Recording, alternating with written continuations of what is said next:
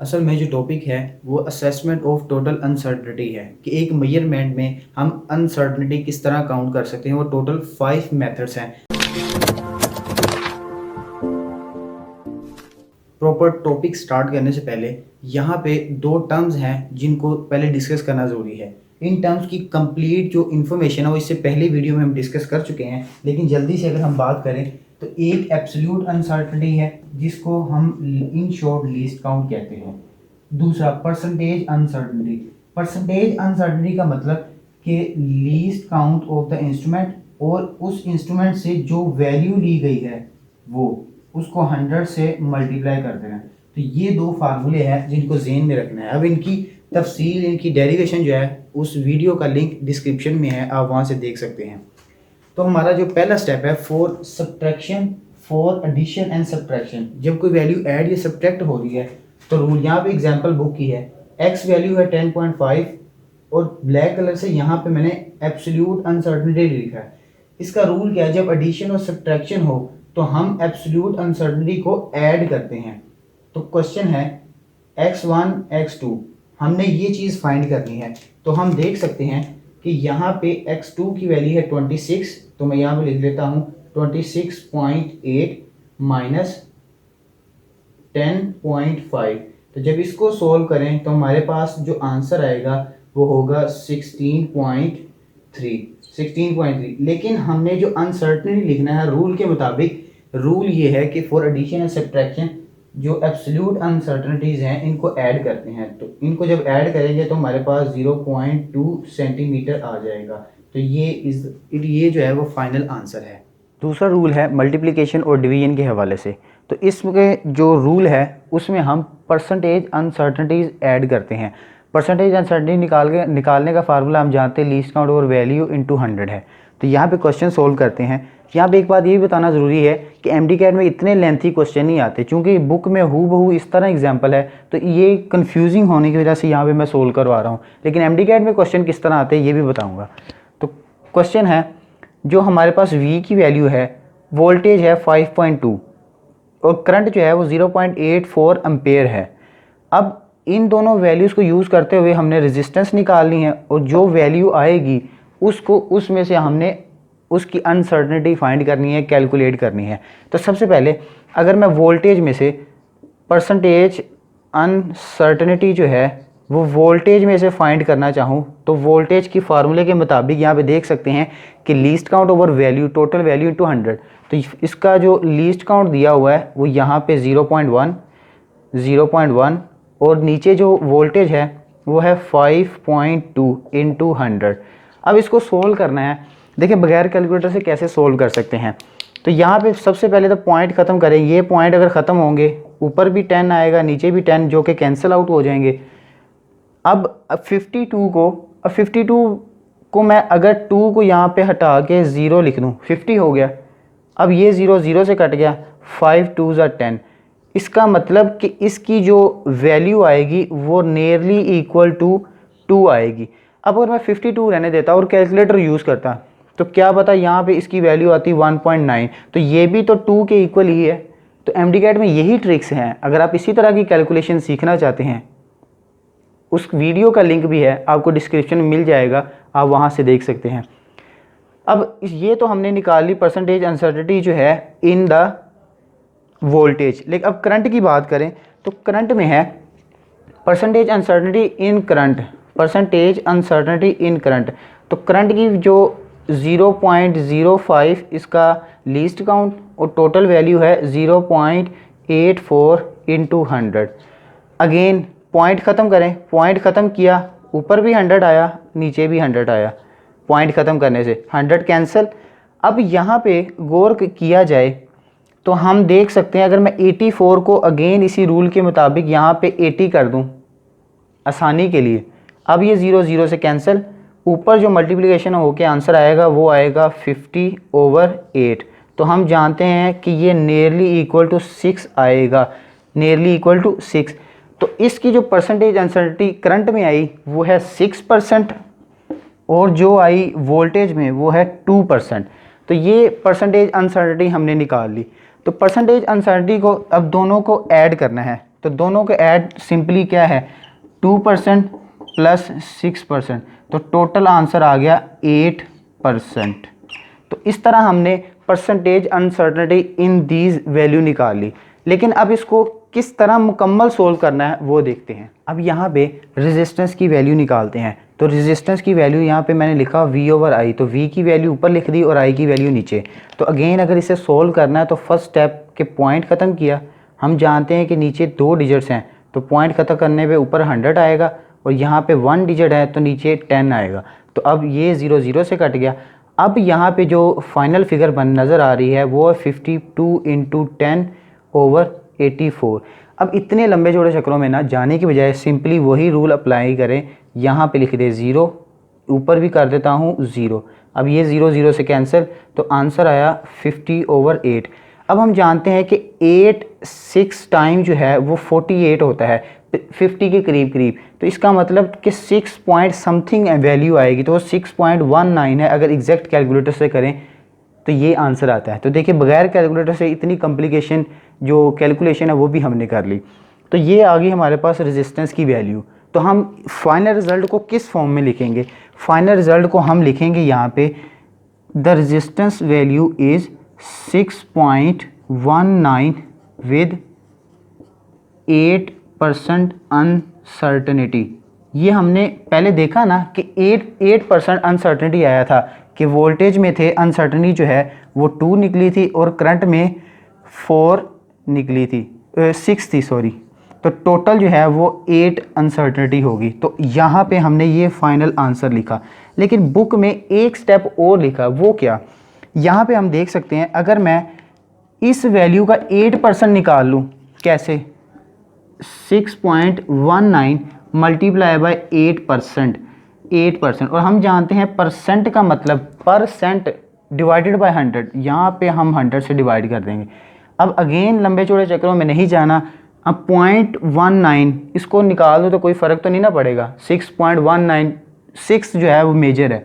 तो अब यहाँ पे देख सकते हैं जब 6 × 8 करेंगे तो आंसर आएगा 48/100। अब 48 को जब 100 पे डिवाइड करेंगे तो आएगा 0.48, जो कि नियरली इक्वल जो है वो 0.5 के ही है। तो बगैर कैलकुलेटर के हमने ये भी कैलकुलेशन सोल्व कर ली। तो जो फाइनल आंसर निकला वो यहाँ पे मैं वाज़े करके लिख देता हूँ। रेजिस्टेंस की वैल्यू आई 0.619 प्लस माइनस 0.5। ये 0.5 जो है इसकी अनसर्टेनिटी है। ये कंप्लीट प्रोसेस था। एमडीकैट में इतना लंबा क्वेश्चन नहीं आता, डायरेक्ट सिर्फ परसेंटेज पूछेगी। तो इससे रिलेटेड जो क्वेश्चन है वो इन द एंड वीडियो में हम डिस्कस करेंगे। ओके, जो थर्ड वैल्यू है वो पावर फैक्टर के लिए है। तो इसका जो फार्मूला है यहाँ पे हम देख सकते हैं कि percentage uncertainty into power number. मसलन यहाँ के अगर बुक की एग्जांपल की बात करें, क्वेश्चन है स्फीयर ऑफ अ सर्कल, जो एक स्फीयर का जो वॉल्यूम है उसका फार्मूला है ये गिवन। अगर उसका रेडियस ये हो तो हमने बताना है कि उसमें परसेंटेज अनसर्टेनिटी कितनी होगी। तो बुक की कैलकुलेशन को सबसे पहले सोल्व करते हैं। यहाँ पे हम देख सकते हैं कि जो लीस्ट काउंट है 0.01, टोटल वैल्यू की डिवाइड करेंगे 2.25 और इंटू 100 कर देंगे। तो अब इस कैलकुलेशन को सिंपली सोल्व करना है। आप ये देखें कितनी आसानी से पॉइंट ख़त्म करेंगे, ऊपर भी 100 नीचे भी 100, ये कैंसिल। अब बचा क्या है 1/25, 100 × 225। इसको मैं नियरली इक्वल लिख सकता हूँ 100/220 आसानी के लिए। इससे होगा क्या, ये 0 कैंसिल।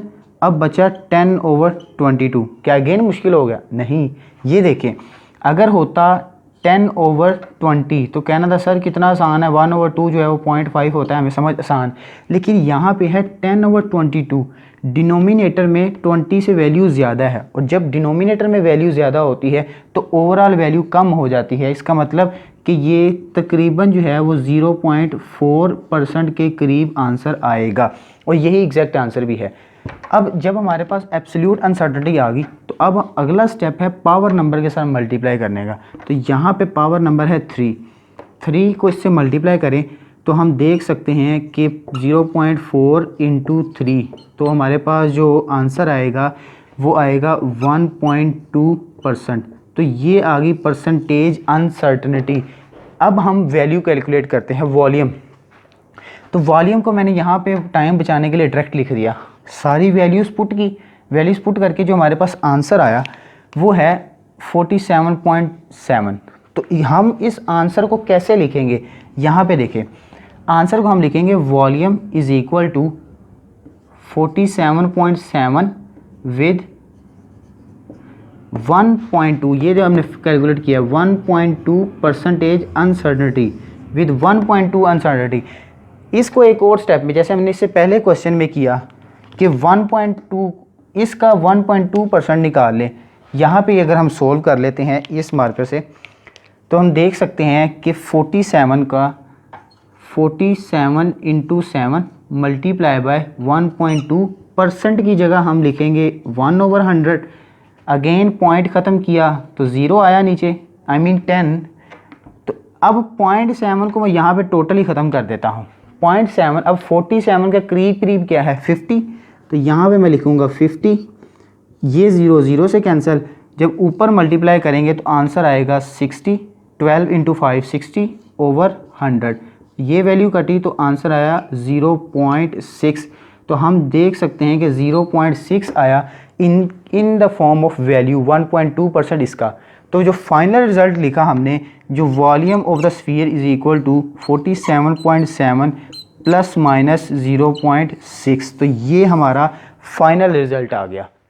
ओके, जो स्टेप 4 है वो एवरेज वैल्यू से रिलेटेड है। तो ये किस तरह फाइंड करना है, यहाँ पे देखें, फॉर एवरेज वैल्यू 3 स्टेप्स यहाँ पे मैंने लिखे हैं। मसलन कि अगर हमें ये क्वेश्चन लिखा हुआ है तो सबसे पहला स्टेप जो हमने फॉलो करना है वो एवरेज, इन सब वैल्यू का जो एवरेज फाइंड करना है। तो इनको टोटल करके टोटल नंबर पे डिवाइड करना है, 1 2 3 4 5 6। तो 6 के साथ हम जब डिवाइड करेंगे तो आंसर जो हमारा आएगा वो 1.21। सपोज के यूनिट जो है वो मिलीमीटर है। ये इसका आंसर आ गया। अब दूसरा स्टेप है डेविएशन। डेविएशन का मतलब कि एक्चुअल वैल्यू से कोई वैल्यू कितना दूर है। अब हमारे पास अगर ये आइडियल वैल्यू कंसीडर करें तो इस वैल्यू और इस वैल्यू को कंपेयर करने से हम डेविएशन फाइंड करेंगे। तो 1.21 और 1.20 में 0.01 का डिफरेंस है। इसी तरह इन दोनों में जो डिफरेंस है वो है 0.01। अगेन नो डाउट कि ये वैल्यू 0.01 बड़ी है और ये वैल्यू छोटी है, लेकिन लिखेंगे हम प्लस के साथ ही। इसी तरह यहाँ पे डिफरेंस देखेंगे वो है 0.02। इन केस ऑफ 0.02 0.01, अब ये वैल्यू सेम है तो इसका 0 आ जाएगा।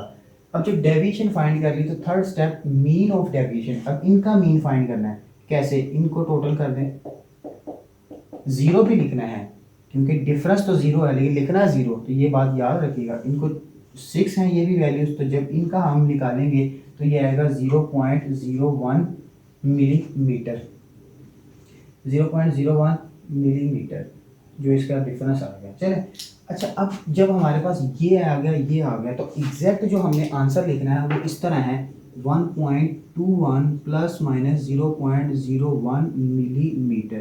तो ये हमारे पास एवरेज वैल्यू की अनसर्टेनिटी आ गई है। जो लास्ट स्टेप है हमारा वो टाइम कैलकुलेशन से है कि टाइमिंग में जो हम किस तरह अनसर्टेनिटी काउंट करते हैं। तो फार्मूला है least count over number of vibrations. इसको हम एग्जांपल की मदद से समझते हैं यहाँ पे। तो एग्जांपल में है time period for 30 vibrations of a simple pendulum recorded by the stopwatch accurate up to the 1/10 second.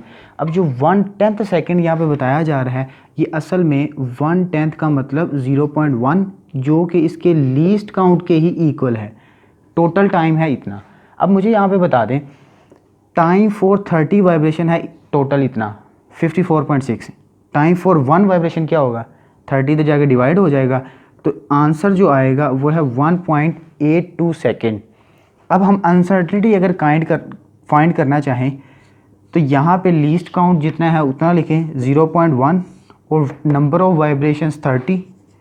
तो इसको सोल्व करने से किस तरह पॉइंट ख़त्म करेंगे तो 1/300 हो गया। अब 1/300 को 1/3 इंटू 1/100 अलग से लिख लूँ तो 1/3 की वैल्यू जानते हैं कि एक 100 का तीसरा हिस्सा वो क्या 0.3 इंटू 10⁻⁻²। ये 100 ऊपर जाके ये बन जाएगा। तो इसको जब फर्दर सोल्व करेंगे तो 0.003 आंसर आएगा।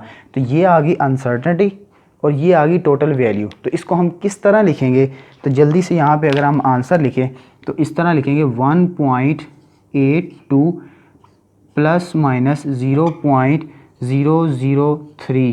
तो ये हमारा फाइनल आंसर आ गया। अब जल्दी से अगर इस टॉपिक के एमसीक्यूज़ को देखें तो ये एग्जैक्ट एमसीक्यूज़ है जो कि 2019 एमडी कैट के पेपर में आया।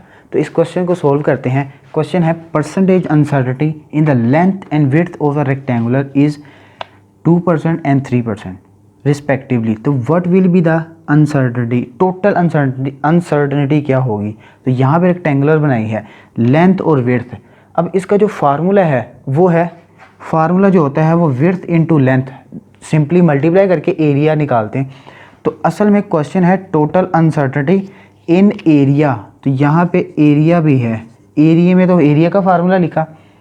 अब रूल नंबर 3 पढ़ा कि परसेंटेज अनसर्टेनिटी अगर मल्टीप्लाई हो रही हो कोई दो वैल्यूज़ तो उनकी परसेंटेज अनसर्टेनिटी को ऐड करते हैं।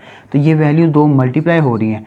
तो पहली की जो अगर परसेंटेज अनसर्टेनिटी एक की 2 है और दूसरी की 3, तो दोनों को ऐड करके 5, तो 5% अनसर्टेनिटी इनकी कितनी आसानी से हमने आंसर दे दिया।